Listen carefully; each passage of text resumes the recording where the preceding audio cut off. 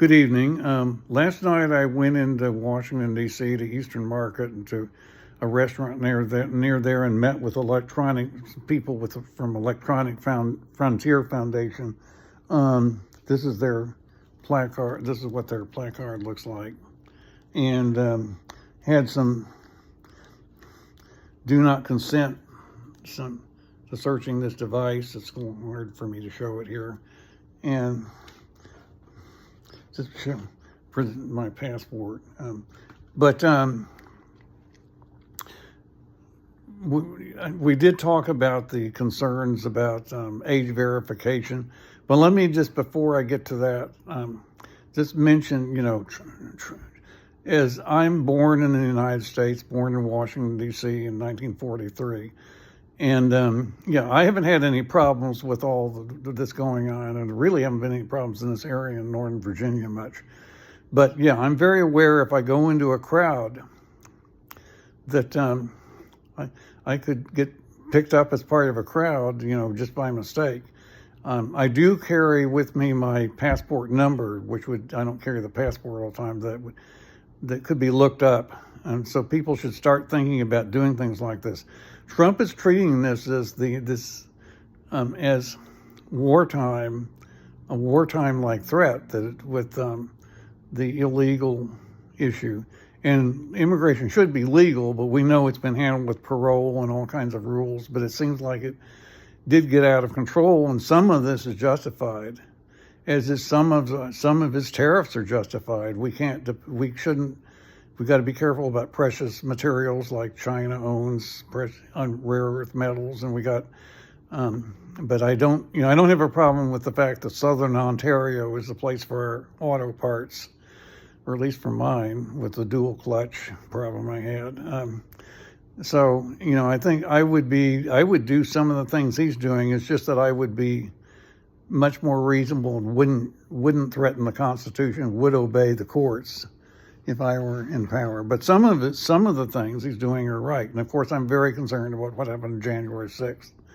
But on age restrictions, there are problems all over the world. Australia is adding YouTube to its rule. You can't, I think it's under 16, is that right, on December 10th of this year. And then in Britain, there's the Online Safety Act, which is said to cause all kinds of censorship of even having to do with immigration. Actually, it's only if you assist in illegal immigration. That's been exaggerated. In the United States, they're planning the Kids Online Safety Act they're talking about.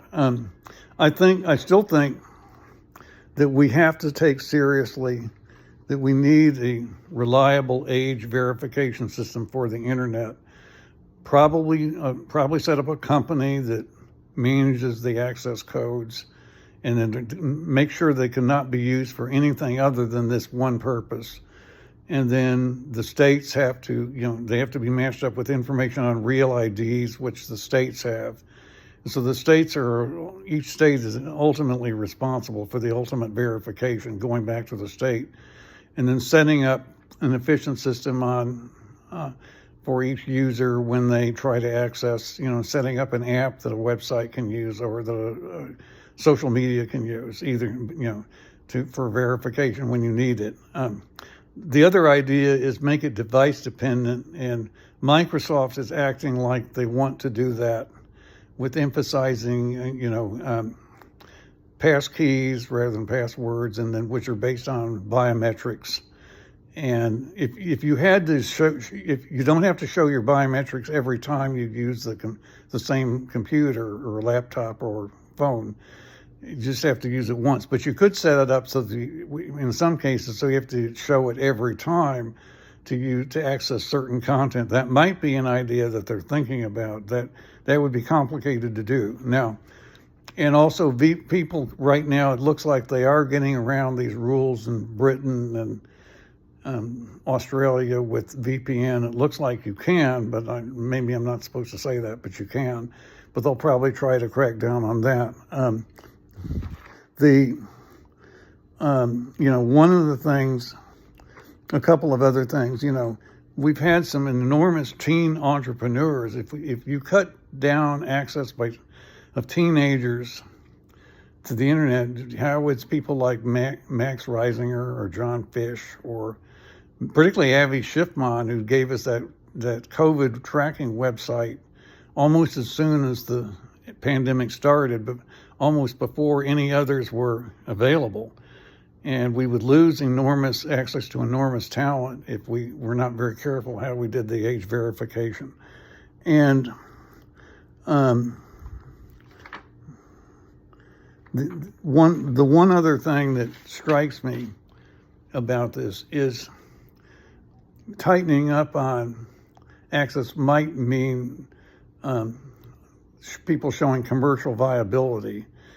And that's a problem for me because all of my stuff is free because I started it so early, and then I have an estate and everything, so I don't really have to charge people very often except to buy my books themselves. But that might have to change, as an indirect result of all of this.